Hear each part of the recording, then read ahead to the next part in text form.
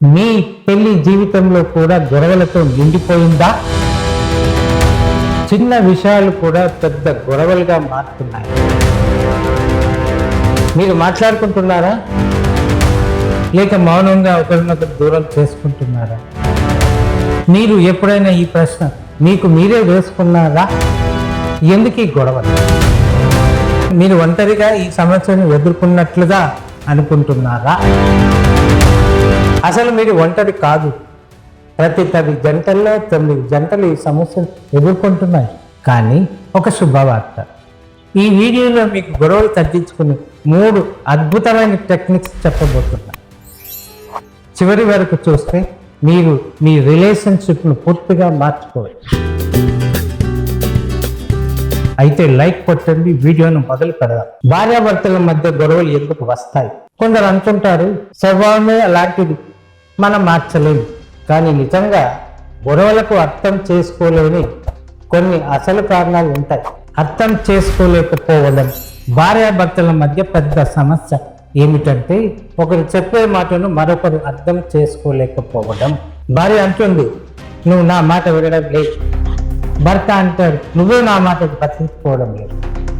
వాస్తవానికి ఇద్దరు మాట్లాడతారు, కానీ వినడం మర్చిపోతారు. కేవలం వినే అలవాటు పెంచుకుంటేనే 50% గొడవలు తగ్గిపోతాయి. ఇగో ప్రాబ్లం, నేనే కరెక్ట్, నువ్వే తప్పు అనే భావన వల్ల చాలా గొడవలు జరుగుతాయి.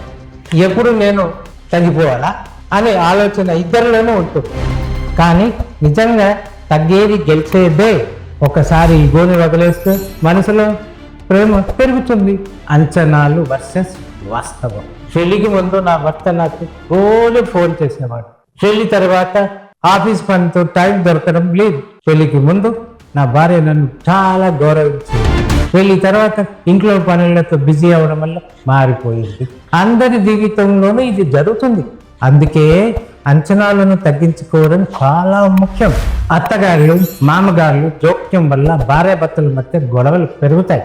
నీ అమ్మ నా మీద ఎందుకు అలా మాట్లాడింది, నీ నాన్న నేను నచ్చనంటున్నారు, ఇలాంటి చిన్న చిన్న విషయాల వల్ల సంబంధం దెబ్బతింటుంది.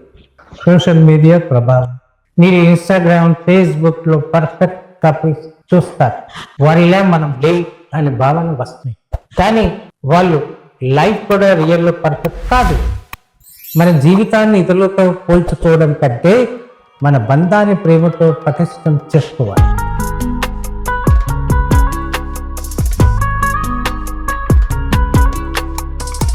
Active listening. మనసు పెట్టి వినండి. మీ జీవిత భాగస్వామి చెప్పేది పూర్తిగా వినండి. నీ మాట నాకు అర్థమైంది అని చెప్పడం వల్ల గొడవ తగ్గుతుంది. ఎవరైనా వినాలి, అప్పుడు అర్థం చేసుకోవచ్చు. Time out rule. 5 నిమిషాల బ్రేక్ తీసుకోవడం. గొడవ పెరిగే ముందు ఒక 5 నిమిషాలు బ్రేక్ తీసుకొని అప్పుడు కోపం తగ్గిపోతుంది. కొంతసేపటికి నిజంగా గొడవ అవసరమా అని మనమే ఆలోచిస్తాం. Love deposits. ప్రతిరోజు చిన్న చిన్న ప్రేమతో బంధాన్ని బలంగా మార్చుకోవచ్చు. ఉదయం నేను చూసి రోజు హ్యాపీగా ఉంటాను అని చెప్పండి. రాత్రి నువ్వు బాగా అలసిపోయావా అని అడగండి. ఒక చిన్న మెసేజ్, ఒక చిన్న గిఫ్ట్, ఇవన్నీ గొడవలు తగ్గిస్తాయి. ఈరోజు మనం గొడవలు తగ్గించుకునే అద్భుతమైన టిప్స్ నేర్చుకున్నాం. ఈ టెక్నిక్స్ మీ బంధాన్ని మరింత బలపరుస్తాయి. మీ అనుభవాన్ని కామెంట్స్లో చెప్పండి. ఈ వీడియోను మీ ఫ్రెండ్స్, ఫ్యామిలీ మెంబర్స్ షేర్ చేయండి. మీరు ఇంకా మీ ఛానల్ని సబ్స్క్రైబ్ చేయకపోతే ఇప్పుడే చేయండి. ఇంకో ఇంట్రెస్టింగ్ టాపిక్తో నేను ముందుకు వస్తాను. అంతవరకు హ్యాపీ రిలేషన్షిప్ లైఫ్.